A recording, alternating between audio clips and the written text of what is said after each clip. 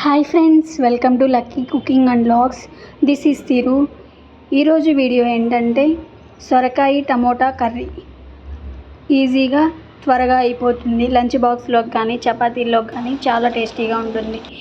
ఇంకెందుకు ఆలస్యం, నేను ఎలా చేస్తున్నానో చూసేయండి. సొరకాయ కర్రీకి కావాల్సినవి సొరకాయ, టమోటాలు, ఆనియన్స్, పచ్చిమిర్చి. ఒక పెద్దదైతే అందులో పావు వంతు తీసుకున్నాను. 2 టమోటాలు, ఒక ఆనియన్ తీసుకుని ముక్కలుగా కట్ చేసుకున్నాను. నూనె వేడైన తర్వాత ఆనియన్స్ వేయించుకుని సొరకాయ ముక్కలు, టమోటాలు యాడ్ చేసుకున్నాను. కొంచెం మగ్గిన తర్వాత అల్లం వెల్లుల్లి పేస్ట్, ధనియాల పౌడర్, జీరా పౌడర్, తగినంత సాల్ట్ వేసుకుని మగ్గించుకున్నాను.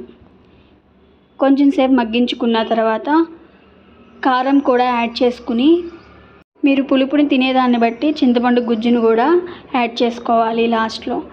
ఇలా చింతపండుని కూడా యాడ్ చేసుకుని తగినంత వాటర్ పోసుకుని కొంచెం సేపు మగ్గించుకున్న తర్వాత కుక్కర్ మూత పెట్టి 3 విజిల్స్ 4 విజిల్స్ వచ్చేదాకా ఉడికించుకోవాలి. సొరకాయ దప్పలం వేరు, సొరకాయ కర్రీ వేరు. ఈ సొరకాయ కర్రీ వండుతున్నప్పుడే ఫిష్ కర్రీ ఫ్లేవర్ లాగా స్మెల్ వస్తుంది. చాలా టేస్టీగా ఉంటుంది. తినని వాళ్ళు కూడా ఇష్టంగా తింటారు. ఫిష్ కర్రీలానే ఉంటుంది. సొరకాయ దప్పలం అంటే కొంచెం పులుసుంచుకుని బెల్లం వేసుకుంటారు. ఇందులో బెల్లం వేసుకోరు. ఇలా కొంచెం మగ్గిన తర్వాత కొత్తిమీర కూడా యాడ్ చేసుకుని తగినంత వాటర్ పోసుకుని కుక్కర్ మూత పెట్టుకుని 3-4 విజిల్స్ వచ్చేదాకా ఉడికించుకోవాలి. ఇలా ప్రెషర్ కుక్కర్లో ఉడికించుకుంటే ముక్క బాగా మెత్తగా అయిపోతుంది.